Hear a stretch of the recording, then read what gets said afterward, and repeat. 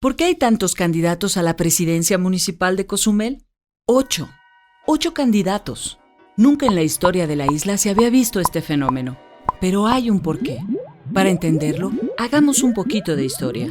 Hace unos 6 meses los partidos hicieron sus encuestas y todos arrojaron más o menos los mismos resultados en Cozumel. Pero el resultado más importante es que el PRI hoy goza de la peor reputación de su historia. Y revelan además que no quieren votar por el PRI. Y también revelan un dato muy sorpresivo que nadie esperaba. Las encuestas dicen que muy posiblemente Cozumel puede votar por el PAN en castigo a su mal gobierno. Efectivamente, Cozumel está preparando un voto de castigo. El PRI, al ver esto, decide aplicar la estrategia divide y vencerás. ¿Cómo funciona? En las elecciones hay 2 tipos de votos: el voto duro y el voto indeciso.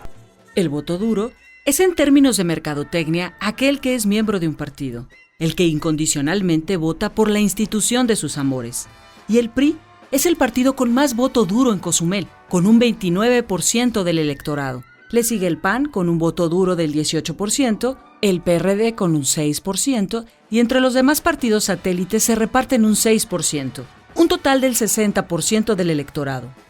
Si las elecciones fueran únicamente por partidarios, entonces el PRI ganaría ampliamente con un margen de 10 puntos porcentuales sobre su más cercano competidor, el PAN.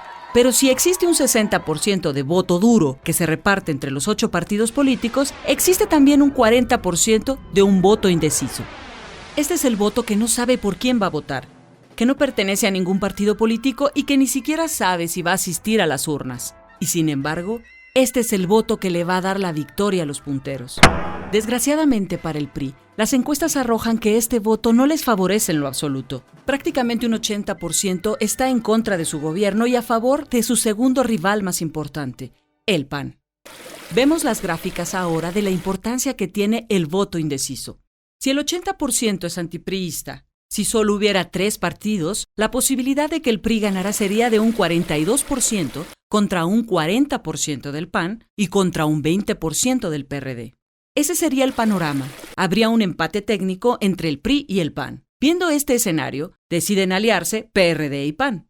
La victoria sería entonces para la alianza. El sabio PRI decide entonces, con los recursos del Estado, impugnar la alianza entre estos partidos y lo logra. La alianza termina en un desastre, sobre todo para el PRD, donde evidentemente se mira la mano y la astucia del gobierno para dividir y pone a una persona que no reconoce el mismo PRD. La primera estrategia le funciona al gobierno priista. Es su primera victoria. Sin embargo, el PRI sabe que esto no es suficiente, pues al ver su tremenda impopularidad, la gente puede salir a votar por el PAN y perder puestos claves, como la diputación y hasta regidurías. Decide entonces patrocinar a todos los partidos de oposición para que estos jalen votos a sus partidos y se reparta entre ellos el voto indeciso, apoyados, claro está, con la lana del gobierno. El voto indeciso entonces se lo disputan los 7 partidos de oposición, un 5% para acá, un 7% para allá, y lo fraccionan a tal grado que deja de servirles a todos. Entonces, con su simple voto duro de un 29%, el PRI ganaría sin problemas las elecciones. Divide y vencerás. Esa es la explicación de por qué hoy, históricamente, vemos a tantos candidatos querer en teoría llegar a gobernar una isla en crisis. Por eso todos aquellos que no quieren votar por el PRI, entonces votarán por cualquier partido de oposición, cayendo finalmente en la trampa del PRI. La solución es simple. El mensaje es claro. Si tú no deseas que gane el PRI, no votes por los partidos satélites. El único que le puede ganar al PRI es el PAN. César Trejo, Fernán, Ramón, el Niñito Verde, todos ellos son patrocinados por el PRI. Las pruebas son evidentes y esa estrategia la han utilizado siempre en los lugares donde están por perder el poder.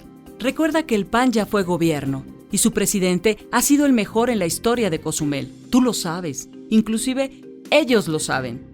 Es de sabios castigar a los gobiernos malos.